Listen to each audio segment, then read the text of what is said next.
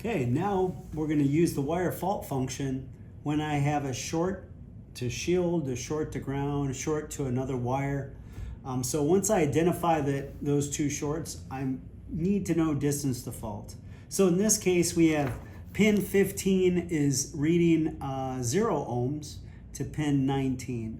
So I want to know, that's great, it's shorted within this 50-foot run, but where is it located? So all I have to do is select the wire fault function on the meter, and then it's going to tell me, do you want this in inches or feet? In my case, feet. So I'm just going to go select feet, and then hit your setup button. And then how long is this entire wire run? So I'd look in the wiring diagram to figure and see, oh yeah, it's 50 feet. So I'm just going to toggle using the setup button, and just toggle that to 50. So 50 feet. And next thing it wants you to do is relative. It wants you to zero out the test leads because we don't want the test leads to be any part of the equation. 50 feet, not 51 or 52. I'm gonna zero these things out like you would in the old days with your analog Simpson 260, your triplet. All right. So I wait about 10, 20 seconds until it's relatively stable. It's not dropping down real fast. It looks pretty good. And I hit setup. Now it's saying connect A to B. A to B is what is the you're going to check continuity of that wire run. So 15 is shorted to the shield. So my pin 15, I'm just going to go on pin 15, 12, 13, 14, 15. And if I can get to the other connector, and we'll show you in the next video on what happens if you can't access both connectors with the same meter leads. 1, 2, 3, 4, 5. So 15 to 15, that is my wire. And then I hit setup, and it's gonna count down for me. You know, it's 10 to 20 seconds. It's gonna do the work for you.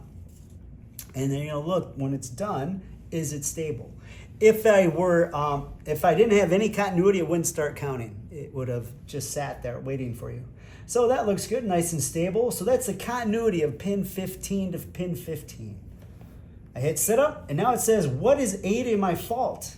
So I'm gonna go from connector A, in this case, connector A to my shield.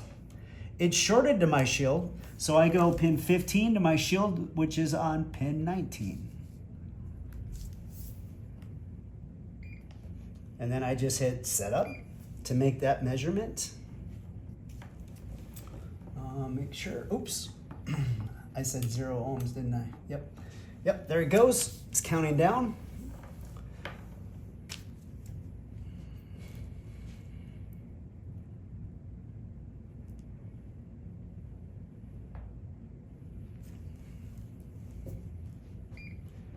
All right, now I wanted you to see something.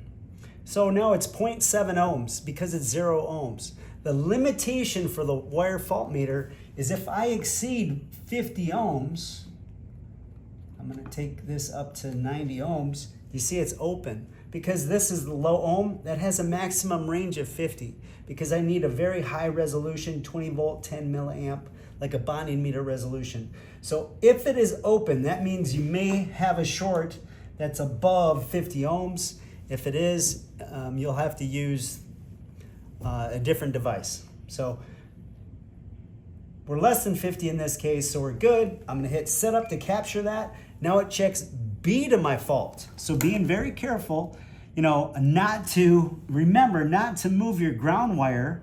Your shield is your reference. I just move it to B. I don't move both connections. I just move the one to pin 15 on the B connector.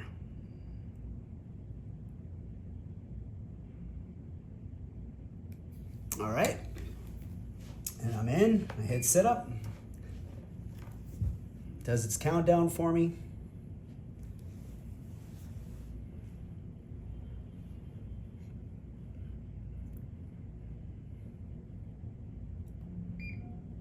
And there's my resistance. It's longer this way. So I'm gonna hit setup, and now it's telling me I'm 11 feet. So from this end, from this connection point, from A, I'm 11 feet this direction to the ground and 39 feet from the other direction to ground. And that's right. This is a 50-foot wire, but guess what I added? I added a decade box that I forgot to factor in, actually. But it did pick that up since I, this is right in between 10 and 11 feet. Now it's about 10 and a half with the decade box.